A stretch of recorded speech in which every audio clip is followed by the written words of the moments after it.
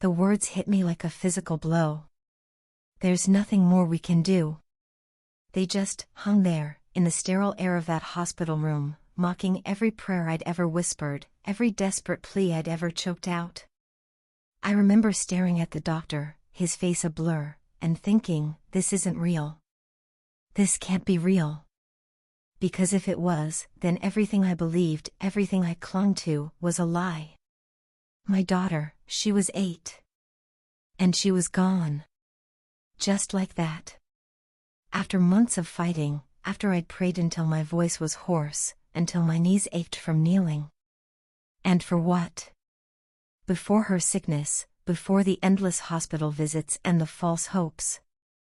I was a believer. Not devout, perhaps, but I believed in a guiding hand, in a plan. I believed that if you truly needed something, if you prayed with all your heart, there was someone listening. Someone who cared. My daughter, Lily, she loved stars. We'd sit outside at night, and she'd point them out, naming constellations.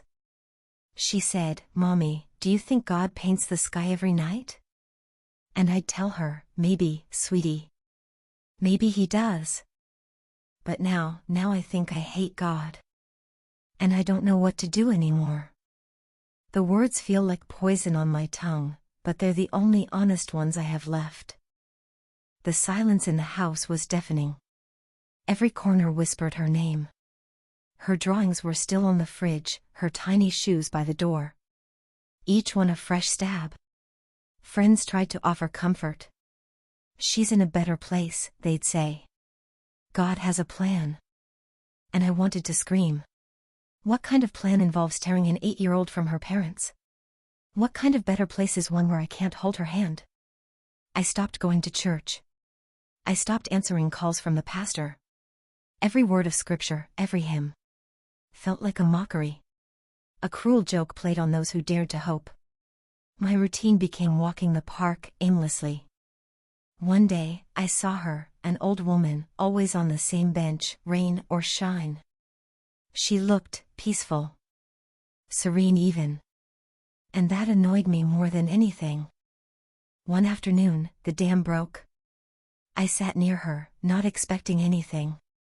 She looked at me, her eyes kind, and simply said, "A heavy heart, dear?" And then, without thinking, I told her. Everything. The anger, the emptiness, the bitter, festering hatred for a God who abandoned me. I expected judgment, pity.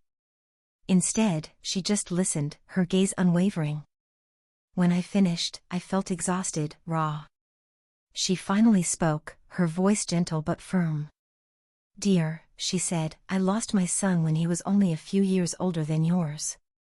The anger, it was a fire that consumed me for years. My head snapped up. This old woman, who looked so at peace, had walked through the same fire. She continued, "But one day, I realized something. My son, he wasn't a punishment. He was a gift. Every single day I had with him was a miracle."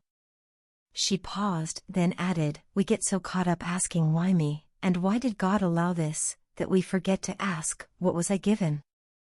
What joy did I experience?" She didn't say God didn't exist, or God didn't care. She just reframed the question. Her words lingered. Not a comfort, not a cure for the pain, but a shift. A tiny crack in the wall of my despair. It wasn't about whether God took her. It was about the incredible, irreplaceable gift of her presence. I started going to the park more often. Sometimes she was there, sometimes not. We didn't talk much about God, or Lily. We talked about the weather, about life. But her quiet presence, her gentle wisdom, was a balm. One sunny afternoon, I saw her walking away from the bench, slowly, deliberately. And as she passed a tree, I noticed something. A small, almost imperceptible tremor in her left hand. And then, a slight drag in her left foot. I didn't realize it then, but she had Parkinson's. Or something similar. She was losing control of her own body, slowly, inexorably. And yet, she carried such peace. The realization hit me weeks later, like a delayed shockwave. This woman, who had every reason to rage against a God who was slowly stealing her physical self, was instead focused on the gifts. On the miracle of having lived, of having loved.